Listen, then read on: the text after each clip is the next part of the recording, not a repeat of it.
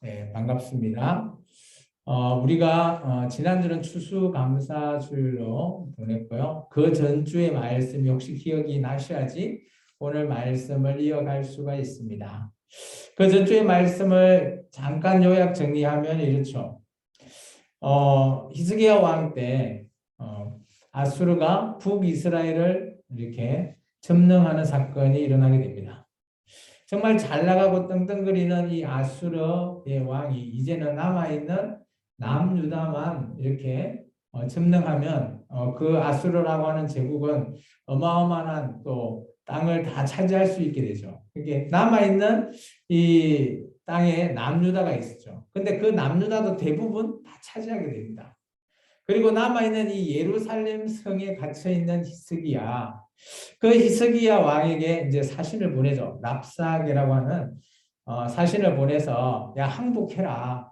너희 뭐 잘 알다시피 지금 북이스라엘도 다 망하고 우리가 다 점령했어. 이게 내가 남아있는 뭐 다른 성읍들도 다 점령했는데 이제 이 남아있는 예루살렘에 있는 너희 왕만 항복하면 뭐 살려주겠다. 그런 의미로 랍사게가 말을 하죠. 그때 이제 세 명이 랍사게를 만나러 갑니다. 우리가 좀 전에 읽었던 19장 2절에 보시면 엘리야김, 셈나 그리고 누구죠? 한 명 더 있죠? 갑자기 생각이 안 나네요. 요압 이렇게 세 명이 나아가게 되죠. 세 명이 나아갔는데 이 랍사게가 거의 완전히 이들을 남유다의 이런 사신단을 대접하러 나온 사람을 완전히 우리식 표현으로 그죠 개무시를 해버립니다.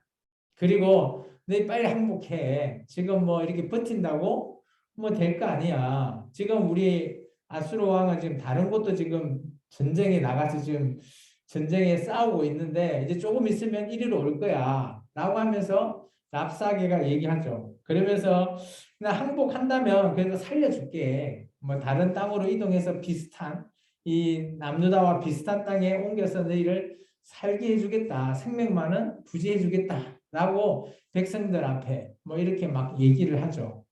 이 소식을 전해 들었던 이제 이 세 명이 오늘 히스기야 왕에게 나아갑니다. 그게 이제 19장 1절의 상황이에요. 이 히스기야 왕이 그 얘기를 전해 들었죠. 그리고 나서 이런 행동을 합니다. 19장 1절 하반절에 이렇게 있습니다. 옷을 찢고 굵은 배를 두른다. 이것은 유대인들의 어떻게 보면 관습, 어떤 힘든 일, 그리고 아니면 억울한 누명, 뭐 그런 일이 생겼을 때는 회개할 일이 생겼다. 그렇게 하면 옷을 찢고 뭐 재를 머리에 뿌리고 뭐 배로 이게 동이면서 그런 의식이 있는 것 같습니다. 그런 의식을 늘 해왔죠. 그래서 아마 이 히스기야 왕도 그런 의식을 하는 거죠. 어떻게 보면 이 히스기야 왕 입장에서는 가장 절제절명의 위기에 처해 있는 상이라는 겁니다. 여러분은 위기에 처해 있을 때 어떤 판단을 하시죠? 어떤 행동을 하십니까? 오늘 히스기야 왕은 어떻게 보면 먼저 하나님 앞에 어떻게 보면 이렇게 막 옷을 찢는 행위 이런 행위는 그죠? 뭐 억울함의 그런 표현일 수도 있겠지만 그래도 그런 행위를 통해서 겸손해지는 그런 자세, 낮추는 자세를 가지게 되고요. 그리고 이 히스기야 왕은 이런 판단을 합니다. 그 아까 세 명을 엘리야김이나 뭐 셈나 이런 사람을 누구를 찾아가게 하는가 하면 그 당시 선지자인 이사야에게 보냅니다. 그렇다면 뭐 이 성경에서는 자세히 기록되어 있지 않았지만 아마 히스기야 왕과 이사야 선지자 간의 어떤 교류라든지 뭐 여러 번 만나는 이런 것들이 비일비재했다라는 것들이 보입니다. 물론 뭐 이 지금 현재 우리가 읽고 있는 열왕기 하서는 역사적인 내용을 짤막하게 소개하고 있지만 나중에 이사야서나 아니면 역대하서에 가보면 그래도 조금 자세한 내용을 표현되어 있습니다. 이사야서는 이사야 입장에서 히스기야 왕을 바라본 내용들을 어느 정도 설명하고 있고요. 오늘 열왕기하서는 히스기야 왕이 초점이에요. 이 히스기야 왕이 어떻게 했나 그때 이제 이사야 선지자를 만나게 되는 그런 초점으로 설명하고 있어요. 이게 어떻게 보면 저자의 관점이 누구를 기준으로 해서 이렇게 볼 수 있는지 마치 우리가 영화나 드라마를 보면 그죠? 누구 주인공을 대상해서 상대방을 볼 건지 아니면 반대로 다른 대상을 통해서 주인공을 바라보게 한다든지 그런 관점인 포인트로 영화를 찍듯이 오늘 이 글도 성경에 있는 글도 그런 표현을 조금 적혀 있다라고 보시면 됩니다. 근데 내용은 동일합니다. 어쨌든 간에 히스기야 왕이 그들을 죄송합니다. 이사야에게 보내게 되죠. 그리고 여차여차하게 이런 얘기를 우리가 들었습니다. 어떻게 해야 되는지 기도 좀 해주십시오 라고 아마 히스기야가 그들 신하들을 이사야에게 보냈죠. 아마 이 부분을 어떻게 보면 히스기야의 판단력이 우리는 보통 뭐 위기에 처해 있으면 어떻게 할까요? 뭐 좀 전에 얘기했던 집사님 말씀처럼 뭐 기도부터 해야지. 뭐 당연한 거라고 봅니다. 근데 판단할 때 기도하고 그 다음에 어떻게 해야 되죠? 그 다음에 응답될 때까지 기다려야 되나요? 저는 히스기야가 하나님의 사람을 찾는다라는 거죠. 비록 물론 히스기야 왕도 조금 있으면 기도를 하지만 하나님께 그래도 하나님의 사람을 찾아서 조언을 듣는다라는 겁니다. 이런 부분은 지금 우리에게도 현대 사회를 살아가는 현재 2021년도 저와 여러분도 저는 이런 우리 각자 개인의 위기가 처해 있으면 뭐 이 정도의 히스기야의 행동은 좀 모범적이지 않나라고 저는 개인적으로 생각합니다. 물론 저도 어떤 뭐 문제가 있거나 이런 게 있으면 당연히 하나님께 기도를 하고 그리고 또 주위의 사람의 조언을 저는 또 듣습니다. 그러면서 어떤 것이 하나님의 뜻인지도 살펴보고요. 또 어떻게 진행하는 것이 가장 맞는 것인지 이런 것도 우리가 판단을 하는 겁니다. 우리 인생은 언제나 뭐 문제가 있거나 어떤 선택이 있어서 결정을 하고 판단을 해야 될 그런 상황이 너무 많이 놓여져 있죠. 오늘 히스기야 왕은 어떻게 보면 뭐 사람을 의지해서 기존의 히스기야 왕 외에 다른 사람들 왕을 찾아보면 그저 하나님을 찾는 게 아니라 뭐 주위의 사람을 얘기를 들어서 뭐 진행하거나 그렇게 하는 내용들도 꽤 많이 있습니다. 그런데 이 히스기야 왕은 하나님의 사람의 말을 들으려고 하는 거죠. 그래서 신하를 보내게 되는 그런 판단력에 있어서는 이 히스기야 왕이 그래도 하나님을 의지하는 좀 정직 왕이지 않나라는 것들이 보여요. 그래서 히스기야 왕의 평가가 우리 18장에 보면 하나님 여호와를 의지하는데 전에도 후에도 이런 왕이 없다라는 표현을 적어놓은 이유가 18장 어디 있는가 하면요. 18장 5절에 있습니다. 그런 평가가 아마 늘 하나님을 의지하고 하나님께 물어보며 하나님의 사랑과 가까이 한다는 것 그런 것들이 평상시 모습에 보인다라는 거죠. 그러면서 오늘 히스기야 왕은 이사야 선지자의 메시지를 가지고 옵니다. 이때 하나님의 메시지가 6절과 7절이죠. 6절과 7절의 내용을 우리 같이 한번 읽어볼까요? 이사야가 그들에게 이르되 너희는 너희 주에게 이렇게 말하라. 여호와의 말씀이 너는 아수르 왕의 신복에게 들은 바 나를 모욕하는 말 때문에 두려워하지 말라. 내가 한 영을 그의 속에 두어 그로 소문을 듣고 그의 본국으로 돌아가게 하고 또 그의 본국에서 그에게 칼에 죽게 하리라 하셨느니라 하더라. 쉽게 말해서 하나님의 메시지는 뭐예요? 걱정하지 마. 내가 다 알아서 할게 라는 말입니다. 얼마나 좋아요. 간결하고 기도의 응답이 제대로 된 것 같습니다. 그리고 나서 이제 시간이 어느 정도 텀으로 지나갔는지 알 수 없지만 우리가 8절에 보면 이제 랍사기가 이 메시지를 전하고 이제 자신의 왕한테 아수르 왕에게 사내립한테 만나러 나아가는 장면을 8절부터 소개하고 있습니다. 랍사기가 아수르 왕을 만나는 그 내용을 우리가 8절에서부터 13절의 내용이거든요. 그 내용 한번 먼저 읽어보겠습니다. 아수르 왕은 어떻게 생각하고 있는지 이에 대해서 한번 같이 읽겠습니다. 랍사게가 돌아가다가 아수르 왕이 이미 라기스에서 떠났다함을 듣고 님나로 가서 아수르의 왕을 만났으니 왕이 거기서 님나와 싸우는 중이더라. 아수르 왕은 구스 왕 디르하가가 당신과 싸우고자 나왔다함을 듣고 다시 히스기야에게 사자를 보내며 이르되 너희는 유다의 왕 히스기야에게 이같이 말하여 이르기를 내가 믿는 내 하나님이 예루살렘을 아수르 왕의 손에 넘기지 아니하겠다 하는 말에 속지 말라. 아수르의 여러 왕이 여러 나라에 행한 바 진멸한 일을 내가 들었나니 내가 어찌 구원을 얻겠느냐. 내 조상들이 멸하신 여러 민족 곧 고산가람과 렙색과 들라사르에 있는 에덴 족속을 그 나라들의 신들이 건졌느냐. 하만 왕과 아르밧 왕과 스발와임 성의 왕과 헤나와 아와의 왕들이 다 어디 있느냐 하라 하니라. 이 따지고 보면 이 사내립이 랍사게의 얘기를 듣고 그래? 안 되겠네 라고 생각한 것 같아요. 그래서 여기서 보시면 9절 하반절에 보면 히스기야한테 사자를 보냈다. 사자. 우리가 말 그대로 이거는 동물 라이온이 아니고요. 편지 이 당시는 편지를 전하는 사람을 가리키죠. 그 사람에게 이렇게 써서 보냅니다. 야, 너희를 지키는 너희 여호와라고 하는 그 신, 그 너희 나라 구원해 줄 것 믿지 마, 속지 말라. 잘 봐라. 너 주위에 이러한 여러 나라들 오늘 우리나라에서 다 멸하지 않았냐. 그러니까 얼른 항복해라 라는 메시지겠죠.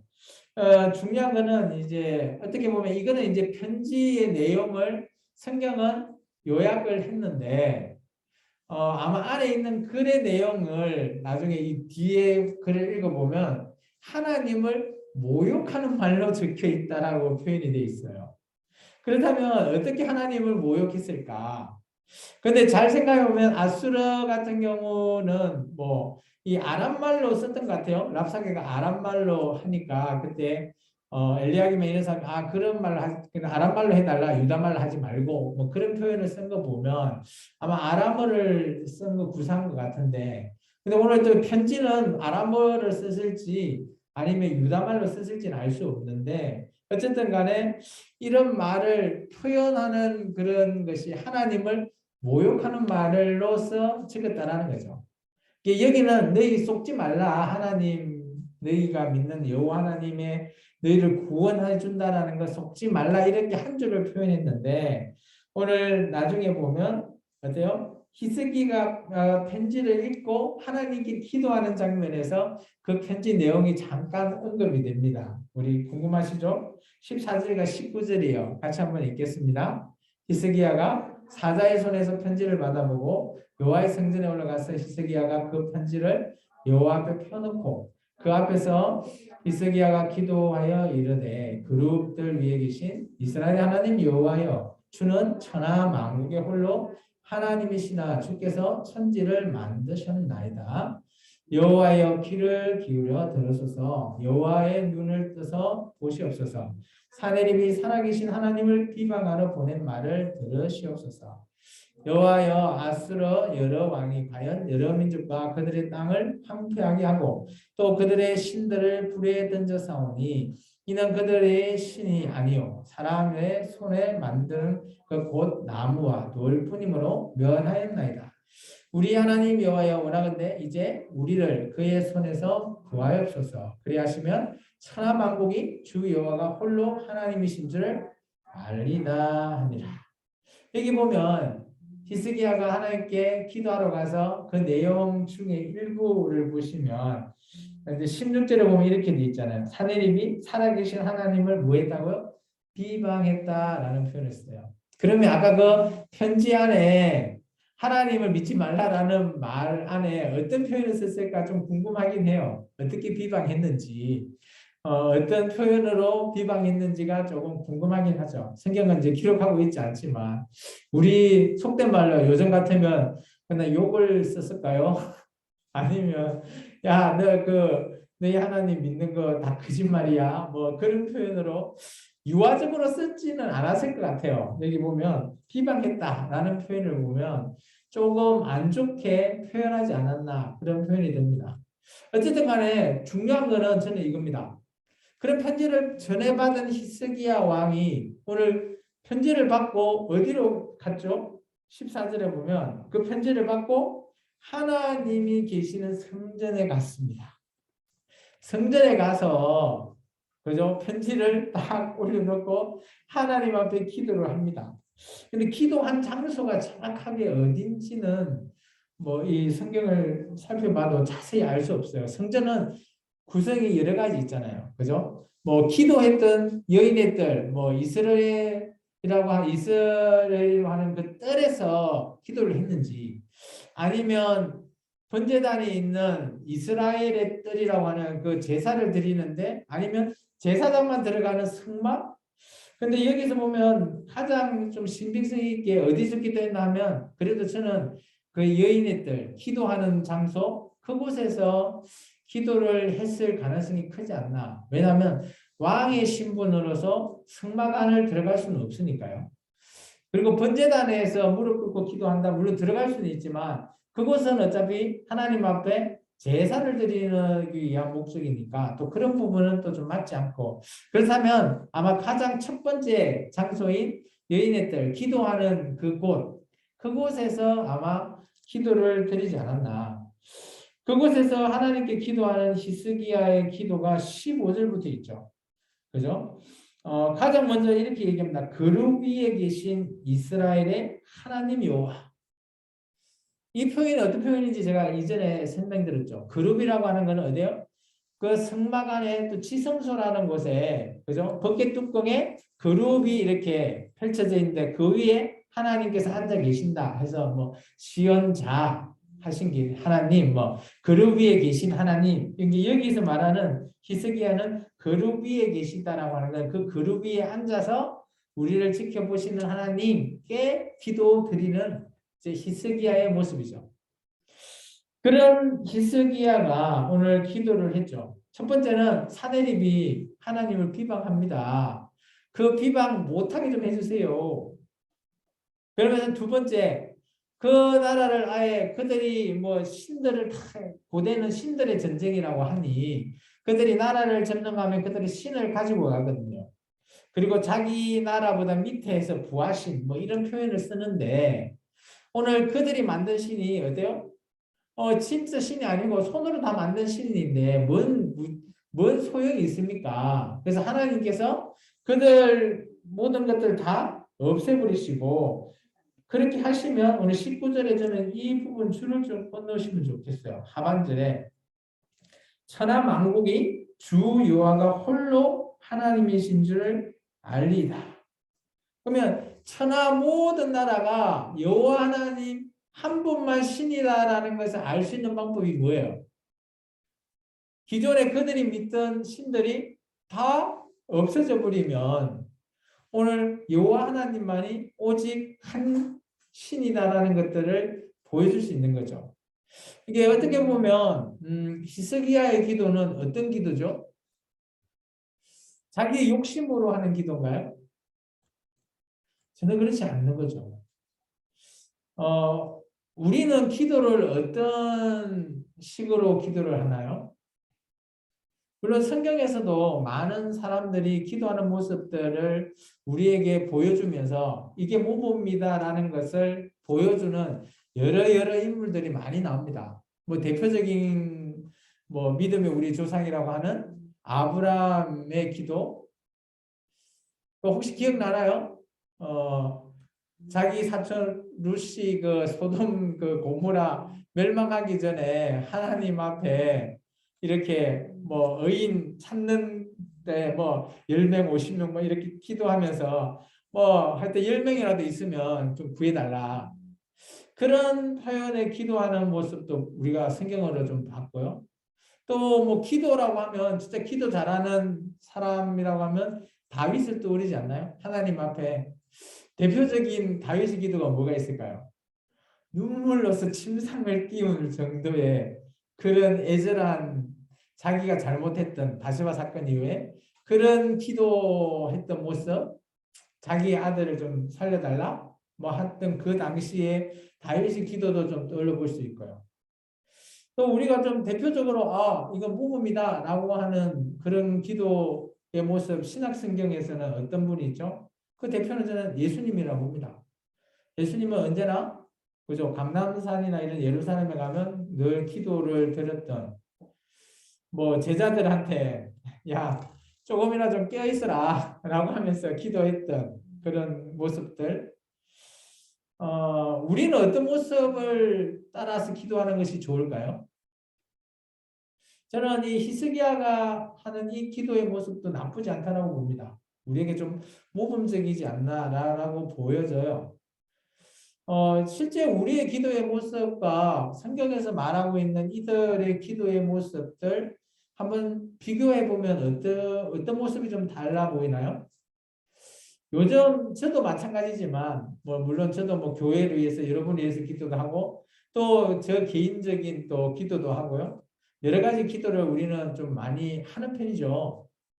근데 이제 성경에 나왔던 대부분의 기도나 이런 내용들을 보면 그 내용 면에서 자기들이 원하는 뭐 이런 기도보다는 타인을 위한 기도, 오늘 히스기야 같은 경우는 이 나라를 위한 기도잖아요.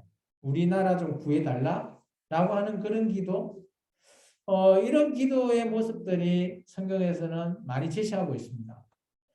제가 왜 이런 말을 하는가 하면, 지금도 우리가 이제 뭐, 여러분들 늘 기도하잖아요. 매일 식사할 때도 기도하시고, 또 뭐 늘 뭐, 일어나거나 이제 잠자리 들기 전에도 기도하실 때, 과연 우리는 기도를 어떤 기도를 할까? 물론 뭐, 나이 드신 우리 집사님들은 자녀들을 위해서 늘 기도도 하고, 믿지 않은 자녀가 있으면 좀 예수 좀 믿게 해달라고 뭐 늘 기도하는 모습, 뭐 저는 상상이 됩니다. 뭐 나쁘지 않다라고 봐요. 오늘 뭐 기도하는 이런 모습들로 봤을 때는 뭐 내용이나 이런 걸 봤을 때는 그래도 나의 개인적인 사리 사욕을 위한 그런 기도가 아니니까요. 뭐 그런 모습은 참 우리도 따라야 될 모범이지 않나라고 보여집니다. 그런데 때로는 또 우리의 욕심을 위해서 기도하는 우리들의 모습을 볼 수도 있다라는 거죠.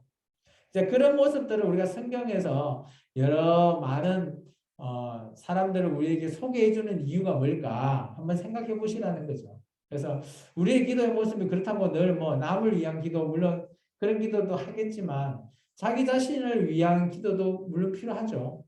그리고 하나님의 뜻이 무엇인지를 위해서 기도하는 것 그런 것들이 더 필요하지 않나라고 저는 보여져요. 그래서 우리의 기도는 무엇을 강구할까라는 측면에서 개인적인 그런 부분도 있지만 하나님의 뜻에 맞게 나가 어떻게 사용되어지고 또 내가 어떻게 기도를 하는 것이 정말 적절한지 이런 것들을 한번 좀 분별해서 기도를 하시면 어떻겠나 싶어서 제가 말씀을 좀 전해봅니다. 오늘 이 히스기야의 이 기도가 여러분 응답이 됐을까요? 안 되었을까요? 히스기야 기도가 바로 직방입니다. 응답이. 직방으로 하나님이 이사야를 통해서 기도를 응답해 주십니다. 조금 길긴 한데요. 우리 같이 한번 읽어볼까요? 20절에서부터 34절까지가 하나님께서 좀 전에 히스기야가 기도했던 그거에 대한 응답한 내용을 이사야를 통해서 듣게 하십니다. 그럼 어떤 기도로 어떻게 응답을 받았는지 좀 길지만 같이 한번 읽어볼게요. 20절에서 34절까지입니다. 아모스의 아들 이사야가 히스기야에게 보내 이르되 이스라엘 하나님 여호와의 말씀이 내가 아수르 왕 사네립 때문에 내게 기도하는 것을 내가 들었노라 하셨나이다. 여호와께서 아수르 왕에게 대하여 이같이 말씀하시기를 천의 딸 시온이 너를 멸시하며 너를 비웃으며 딸 예루살렘이 너를 향하여 머리를 흔들었느니라. 내가 누구를 꾸짖었으며 비방하였느냐? 누구를 향하여 소리를 높였으며 눈을 높이 떴느냐? 이스라엘의 거룩한 자에게 그리하였도다. 내가 사자들을 통하여 주를 비방하여 이르기를 내가 많은 병거를 거느리고 여러 산 꼭대기에 올라가며 레바논 깊은 곳에 이르러 높은 백향목과 아름다운 잣나무를 베고 내가 그 가장 먼 곳에 들어가며 그의 동산의 무성한 수풀에 이르리라. 내가 땅을 파서 이방의 물을 마셨고 나의 발바닥으로 애굽의 모든 강들을 말려놓으라 하였도다. 내가 듣지 못하였느냐? 이 일은 내가 태초로부터 행하였고 옛날부터 정한 바라. 이제 내가 이루어 너로 견고한 성들을 멸하여 무너진 돌무더기가 되게 함이니라. 그러므로 거기에 거주하는 백성의 힘이 약하여 두려워하며 놀라나니 그들은 그들의 채소와 푸른 풀과 지붕의 잡초와 자라기 전에 시든 곡초같이 되었느니라. 내 거처와 내 출입과 내가 내게 행한 분노를 내가 다 아노니 내가 내게 행한 분노가 내 교만한 말이 내 귀에 들렸도다. 그러므로 내가 갈고리를 내 코에 끼고 재갈을 내 입에 물려 너를 오던 길로 끌어 돌이키리라 하셨나이다. 또 내가 내게 보일 징조가 이러하니 너희가 금년에는 스스로 자라난 것을 먹고 내년에는 그것을 남 것을 먹되 제3년에 심고 거두며 포도원을 심고 그 열매를 먹으리라. 유다 족속 중에 피하고 남은 자는 다시 아래로 뿌리를 내리고 위로 열매를 맺을지라. 남은 자는 예루살렘에서부터 나올 것이요 피하는 자는 시온산에서부터 나오리니 여호와 열심히 이 일을 이루리라 하셨나이다 하니라. 계속해서요. 그러므로 여호와께서 아수르 왕을 가리켜 이르기를 그가 이 성을 이루지 못하며 이리로 화살을 쏘지 못하며 방패를 성을 향하여 세우지 못하며 치르고 토성을 쌓지도 못하고 모든 길을 돌아가고 이 성에 이르지 못하리라 하셨으니 이는 여호와의 말씀이니라. 내가 나와 나의 종 다윗을 위하여 이 성을 보호하여 구원하리라 하셨나이다 하였더라. 아멘. 좀 길죠. 하나님의 메시지가 뭐 이리저리 막 엄청 길게 설명하고 있어요. 근데 결론은 제가 34절이라고 봅니다. 마지막에 어때요? 하나님이 내가 어때요? 네 다윗의 가문을 어떻게 해요? 그 다윗이 했던 그 다윗성 예루살렘 성을 보호하고 그 가문을 어떻게 하시겠다? 구원하겠다. 여기서 구원은 어떤 구원이죠? 우리가 예수 믿고 천국 가는 분인가요? 아니에요. 여기서 구원은 어때요? 아수르가 지금 쳐들어와서 이 나라를 멸망시키려고 하는 그 심각하고 위기에 처해 있던 상황에서 어때요? 살려주시겠다라는 거예요. 그게 구원이죠. 중간에 이게 말씀을 보면 이런 말이 조금씩 나옵니다. 이제 열왕기 하서 이제 19장부터 해서 뭐 이 이후부터 뭐 다른 선지서나 이런 데 보면 이런 단어들을 조금 우리가 눈여겨볼 수 있습니다. 30절에 보면 남은 자라고 되어 있죠. 그게 동그라미 해주시고요. 그리고 뭐 31절에 보면 남은 자, 피하는 자 이런 표현이 있어. 이런 게 동그라미를 이제 좀 쳐주셔야 돼요. 왜 이런 말을 하나님께 썼을까? 하나님께서 어때요? 이제는 모두에게 다 구원을 허락하지 않으셨다라는 거예요. 그렇다면 어때요? 살아남은 자, 또 그 위기에서 피한 자들을만 이제 하나님 앞에 구원에 이른다라는 얘기를 이제 여기부터 아마 조금씩 얘기하는 것 같습니다. 그래서 나중에 이제 선지사를 통해서 남유다가 멸망하고 나서도 그 당시에 선지서에 이런 표현을 많이 써요. 남아있는 자. 그죠? 그런 표현을 써서 나중에 이 남은 자가 어때요? 바벨론 포로로 가게 되고 그렇게 또 살아남은 자가 계속해서 이어갈 수 있는 그런 하나님의 계획을 우리가 볼 수 있을 겁니다. 어쨌든 간에 히스기야의 이 기도에 대한 하나님의 응답은 지금 이 위기 속에서도 내가 구원해 줄게 라는 표현이에요. 좀 길긴 하지만. 우리가 읽어보면 그렇게 큰 어려움은 없을 거예요. 그런 표현을 통해서 하나님께서 응답해 주시는 겁니다. 그래서 그 응답이 결과는 어떻게 표현이 됐나? 그게 이제 바로 35절부터 37절까지 읽어보면 바로 하나님의 응답의 결과가 나옵니다. 아마 이 사내립이 예루살렘 성을 에워싸고 있었나 봐요. 이 당시에. 그래서 이제 그런 상황들이 이제 우리는 이제 히스기야 왕 초점에서 봤을 때 싸고 있었다 이런 표현을 여기서 볼 수는 없는데 이제 이 다음에 보면 그런 것들이 나오는 거죠. 35절부터 37절까지 한번 읽어보겠습니다. 이 밤에 여호와의 사자가 나와서 아수르 진영에서 군사 18만 5천 명을 친지라. 아침에 일찍 일어나 보니 다 송장이 되었더라. 아수르 왕 사네립이 떠나 돌아가서 니느웨에 거주하더니 그가 그의 시인 니스록의 신전에서 경배할 때에 아드람멜렉과 사레셀이 그를 칼로 쳐 죽이고 아라랏 땅으로 그들이 도망하매 그 아들 에살핫돈이 대신하여 왕이 되니라. 간단하게 요약했습니다. 근데 이 간단한 게 어떻게 보면 어마어마한 일입니다. 이거는 아마 성경에 보면 하나님의 이런 응답 사례가 이렇게 완전히 명확하게 일어났던 사례가 이게 아마 유일하지 않나라고 보여지죠. 이 당시 이제 다른 성경을 좀 보면 아마 이 사내립이 예루살렘 성을 에워싸고 있는 그런 상황에 처해 있는 것 같습니다. 그러다 보니까 이 히스기야의 기도가 더 간절했던 그런 표현을 우리가 좀 볼 수 있죠. 그러다 보니까 하나님께서 자고 일어났는데 18만 5천 명을 다 죽여버렸어요. 누구를 통해서? 하나님의 여기는 주의 사자라고 되어 있죠. 여호와의 사자. 이게 천사들을 통해서 다 죽여버립니다. 이런 응답은 아마 성경에 유일한 것 같아요. 제가 봐도. 어쨌든 간에 응답에 대한 결과가 명확하죠. 그런데 이제 사내립이 도저히 안 돼서 자기의 나라로 다시 돌아가게 됩니다. 니느웨로. 이 표현이 아까 우리가 좀 전에 읽었던 7절 있잖아요. 7절. 이사야가 히스기야가 신복을 보냈을 때 했던 그 7장의 내용. 그들이 본국에 돌아가게 되고 그 본국에서 그가 칼에 죽게 된다. 그 예언이 성취되는 내용이라는 거죠. 그 사내립이 니느웨에 돌아가게 되고 그곳에 이제 자기가 숨겼던 신전에 들어갔을 때 두 명이 등장합니다. 아드르말렉과 사레셀. 그가 칼로 죽였다 했잖아요. 이들이 누굴까요? 이래 보면 잘 모르죠. 근데 이들이 자기 아들들이에요.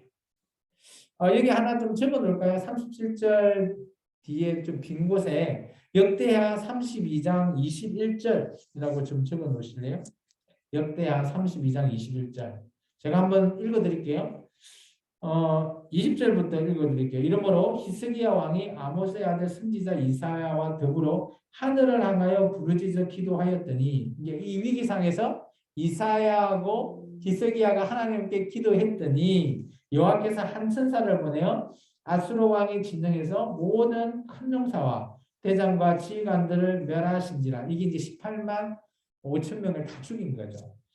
아수르 왕이 낯이 뜨거워 그의 보고로 돌아갔더니 그의 시내 전에 들어갔을 때 똑같죠? 그때 이제 이게 표현되어 있습니다. 그의 몸에서 난 자들이 거기서 칼로 죽였더라. 그러면 좀 전에 이제 다시 돌아와서 열왕기하서 19장 37절에 얘기하고 있는 아드람멜렉과 사라셀은 누구예요? 그의 몸에서 난 자니까 아들들이죠. 아마 이 사내립은 세 명의 아들이 있었던 것 같아요. 첫째 아들이 에셀 핫돈이고 아마 아드람멜렉과 살레셀이 둘째, 셋째가 되겠죠. 근데 아마 이 사내립이 첫째 아들을 너무 좋아했는 것 같아요. 그러다 보니까 둘째, 셋째가 그 아버지를 죽이고 자기들은 도망가게 되고 그리고 에셀 핫돈이 대신해서 이제 아수르의 왕으로 이제 등극하게 되죠. 참 이런 거 보면 하나님의 예언은 어때요? 땅에 떨어지는 게 없다. 하나님의 메시지는 뭐 어쨌든 간에 다 성취가 되고 있다라는 이런 모습을 우리에게 늘 성경은 말하고 있습니다. 그래서 정말 중요한 것은 물론 뭐 히스기야 왕이 열심히 기도했고 뭐 하나님 사람 이사야와 기도했으니까 뭐 이런 결과가 나왔다. 물론 뭐 그럴 수 있죠. 근데 이런 모든 것들이 어떻게 보면 하나님의 다 계획하심으로 우리가 볼 수도 있죠. 그러면 우리에게 한번 적용해 볼까요? 우리가 평상시 기도하는 우리의 기도의 제목, 또 우리가 기도하고 하나님 앞에 아뢰 때 하나님께서는 어떨까요? 우리 또한 그렇게 쓰려고 하지 않으실까요? 우리가 하나님 앞에 저는 뭐 연약해서 하나님 일을 잘 못할 것 같아요. 제가 나이가 많아서 내가 너무 어려서 저는 뭐 이런 일 못 해봤어요. 안 해봤어. 우리는 그렇게 할 수도 있잖아요. 근데 하나님께서는 뭐 모든 것들을 다 계획하고 계시고 또 우리를 사용하신다라는 측면에서 보면 우리가 뭐 하는 그런 변명들은 하나님 앞에서는 통용되지 않다라고 저도 보여져요. 그래서 우리가 뭐 기도하거나 하는 이런 것들, 물론 뭐 기도 응답이 안 되면 우리는 이렇게 생각하죠. 하나님의 생각과 내 생각이 달라서 응답이 안 되는구나. 그래서 우리가 이제 기도를 할 때는 뭐 응답을 기다릴 때 한 세 가지 이렇게 얘기하지 않나요? 첫 번째, 기도하면 응답 바로 온다. 아니, 두 번째는 기도하고 나서 응답이 조금 지나야지 온다. 마지막은 뭐 응답 안 해주신다. 무응답도 응답이다. 뭐 이런 표현을 우리가 쓰죠. 그러면서 마지막은 하나님의 뜻과 내 뜻이 다르기 때문에 하나님 응답하지 않으시는 거야. 우리는 그렇게 판단을 합니다. 물론 뭐 저는 그것에 공감합니다. 어쨌든 간에 하나님이 계획하시고 하나님의 뜻 안에서 우리가 하나님의 일을 하는 도구와 쓰임을 받는 대상이라면 우리의 생각과 하나님의 생각이 일치하는 것이 얼마나 중요한가에 대해서 저는 설명하려고 합니다. 오늘 히스기야 왕의 평상시 모습이 그런 모습이지 않았나라고 저는 여기지거든요. 그래서 오늘 말씀 한번 이제 시간에 대해서 정리해 보면 이렇다는 거죠. 평상시 히스기야 왕은 하나님 앞에 기도를 늘 드렸던 인물로 보여집니다. 성경은 말하고 있지 않지만 그것을 왜 알 수 있나? 위기에 처해 있을 때 판단력을 통해서 우리가 알아볼 수 있다는 거죠. 우리가 평상시 교회 잘 나오고요. 평상시 기도를 잘 하고 있지만 우리 눈앞에 바로 큰 위기에 처할 때 우리가 하는 행동이 평상시 모습에서 나오는 거거든요. 평상시 내가 하지 않으면 그 모습이 잘 나오지 않는다라는 거예요. 근데 오늘 히스기야 왕은 어때요? 이사야 선지자를 통해서 늘 교류했던 것 같고요. 또 자기의 부하들도 히스기야 왕의 부하들도 이사야 선지자와 잘 이렇게 교류가 많았던 걸로 보여지면 평상시 히스기야 왕이 늘 그렇게 하나님의 사람과 친하게 지내지 않았나. 그래서 위기에 처해 있을 때 가장 먼저 이사야 선지자나 이런 사람들을 만나려고 했던 이런 히스기야 왕의 모습도 보인다라는 거죠. 저는 여기에 힌트를 좀 받아서 우리 성도님들도 평상시 어떤 문제나 이런 게 있으면 저나 우리 사모님에게 도움을 요청하십시오. 히스기야 왕도 이사야에게 도움을 요청했듯이 여러분도 충분히 저와 우리 사모님을 통해서 도움을 요청받을 수 있으리라고 봅니다. 물론 뭐 저희가 뭐 같이 기도해주고 뭐 판단을 뭐 이래 해라고 간단하게 하진 않지만 그래도 같이 의논하다 보면 하나님의 뜻이 무엇인지를 찾을 수 있기 때문이라고 저는 보여지기 때문이죠.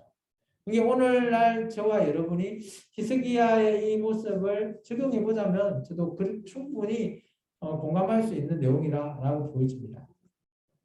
두 번째는 재차 위기 속에서도 히스기야는 하나님께 기도하는 것을 멈추지 않아요. 늘 하나님께 기도했다.